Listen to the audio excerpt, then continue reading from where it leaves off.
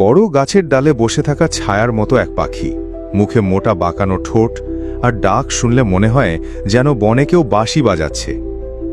আজ আমরা জানব এমন এক ব্যতিক্রমধর্মী পাখির গল্প, যার নাম দেশি মেটে ধনেশ, ইংরেজিতে যাকে বলে ইন্ডিয়ান গ্রে হর্নবিল।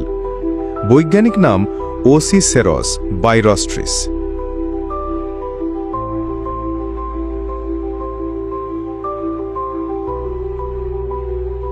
দেশি মেটে ধনেশ দেখতে যেমন ব্যতিক্রমী, তার আচরণ, খাদ্যাভ্যাস এবং বাসা তৈরির ধরনও চমকপ্রদ। মাথা থেকে লেজ পর্যন্ত ধূসর রঙের আবরণ, বড় বাঁকানো ঠোঁটের ওপরে কালো ক্যাস্ক বা খোঁপ রয়েছে, যা হর্নবিল পরিবারের পরিচায়ক।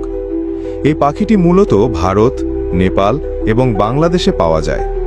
বাংলাদেশে এটি সবচেয়ে বেশি দেখা যায় ঢাকা ও পার্শ্ববর্তী শহরাঞ্চলে, রাজশাহী, চট্টগ্রাম, খুলনা ও সিলেটের বড় গাছপালাযুক্ত এলাকায়।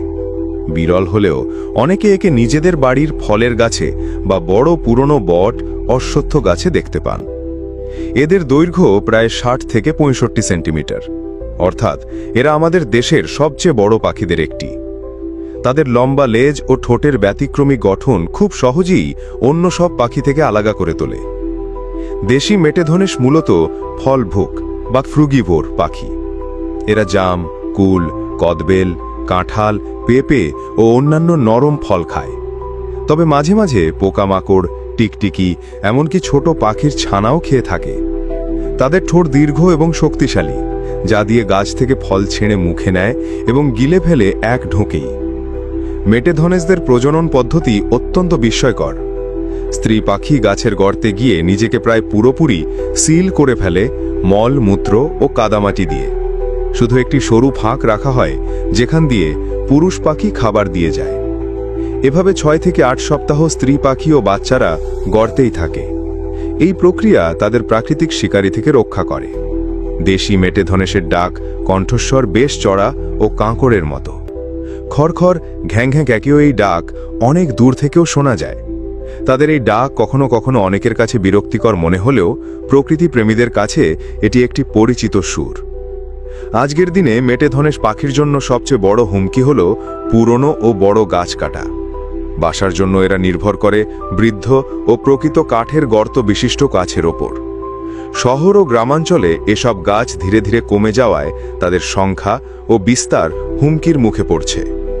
আমরা যদি প্রকৃতিকে ভালোবাসি, তাহলে আমাদের দায়িত্ব মেটে ধনেশদের মতো পাখিদের বাসস্থান রক্ষা করা। ফলদ ও বড় গাছ লাগানো, পুরনো গাছ না কাটা এবং শিশুদের প্রকৃতির প্রতি আগ্রহী করে তোলা এখন সময়ের দাবি। বাংলাদেশে বার্ড ওয়াচারদের কাছে এই পাখিটি এক দুর্লভ নয়, বরং ভালোবাসার প্রতীক। বিশেষ করে ঢাকা শহরের পুরনো এলাকাগুলোর বড় গাছে এখনও দেখা মেলে এই ধূসর রাজপাখির। প্রকৃতির সব প্রাণীর মতো দেশি মেটে ধনেশও আমাদের পরিবেশের একটি অপরিহার্য অংশ। তার ডাক, বাসা তৈরির পদ্ধতি, ফল খাবার অভ্যাস, সবকিছু মিলিয়ে এটি প্রকৃতির এক অনন্য সৃষ্টি। চলুন আমরা সবাই মিলে এই পাখিদের জন্য সবুজ ও নিরাপদ বাংলাদেশ গড়ে তুলি। আপনি কি কখনো দেশি মেটে ধনেশ দেখেছেন? কমেন্টে জানিয়ে দিন আপনার অভিজ্ঞতা।